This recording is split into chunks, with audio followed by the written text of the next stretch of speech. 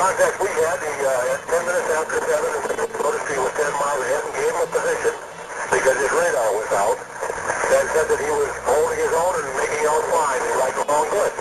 So that's is there a possibility, say, of turning us down to go around on the evening shoreline of it? Well, what we kept thinking about afterwards was that we saw water vessels a long ways, and we couldn't see him. The legend lives on from the Chippewa on down of the big lake they call Gitchagumi.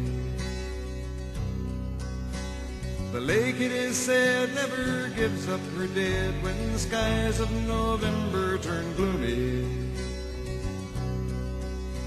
With a load of iron ore 26,000 tons more than the Edmun Fitzgerald weighed empty.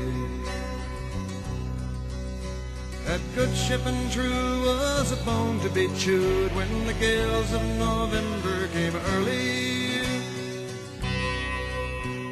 The ship was the pride of the American side, coming back from some mill in Wisconsin.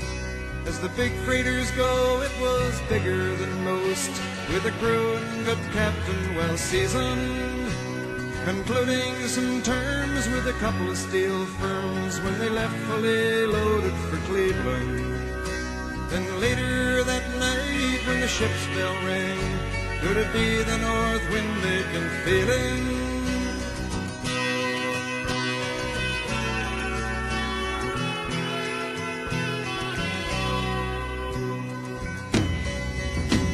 The wind in the wires made a tattletale sound, and the wave broke over the railing. And every man knew, as the captain did too, 'twas the witch of November come stealing.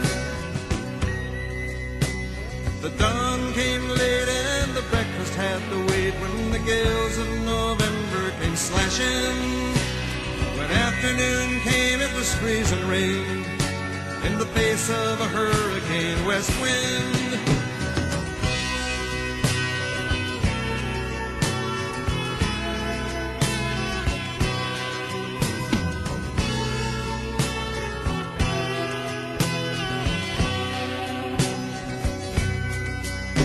When supper time came, the old cook came on deck saying, "Fellas, it's too rough to feed you." At 7 p.m. a main hatchway gave in. He said, "Fellas, it's been good to know ya." The captain wired in, he had water coming in, and the good ship and crew was in peril. And later that night when his lights went out of sight, came the wreck of the Edmun Fitzgerald.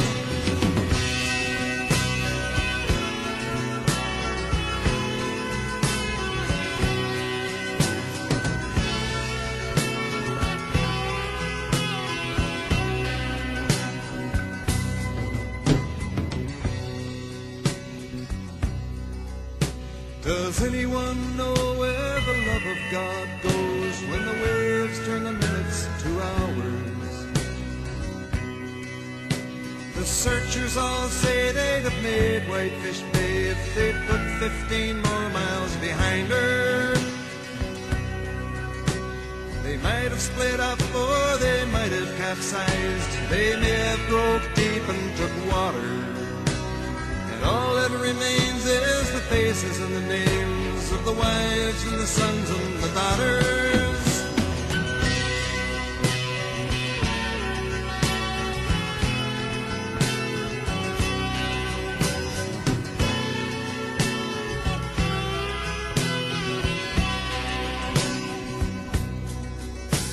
Lake Huron rolls, Superior sings in the rooms of her ice water mansion.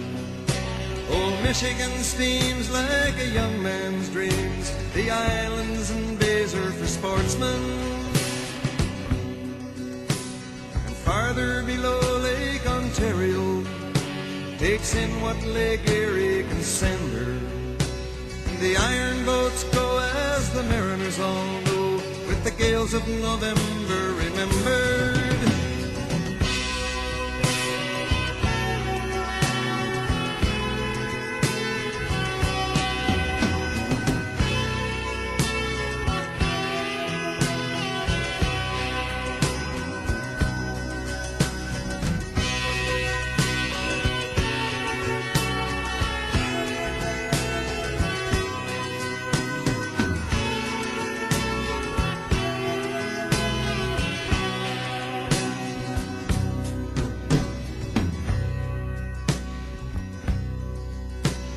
the musty old hall in Detroit they prayed in the Maritime Sailors Cathedral. The church bell chimed till it rang 29 times for each man on the Edmun Fitzgerald. The legend lives on from the Chippewa down of the big lake they call Gitchagumi.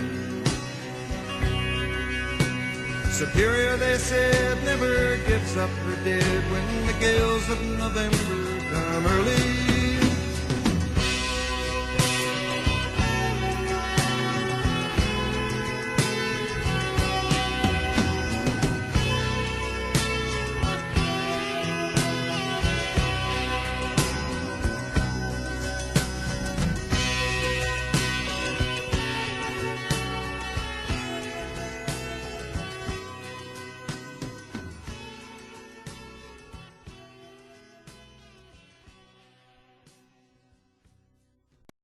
The last contact we had, 10 minutes after 7, noticed he was 10 miles ahead and gave him a position because his radar was out. That said that he was holding his own and making out fine. He liked along good.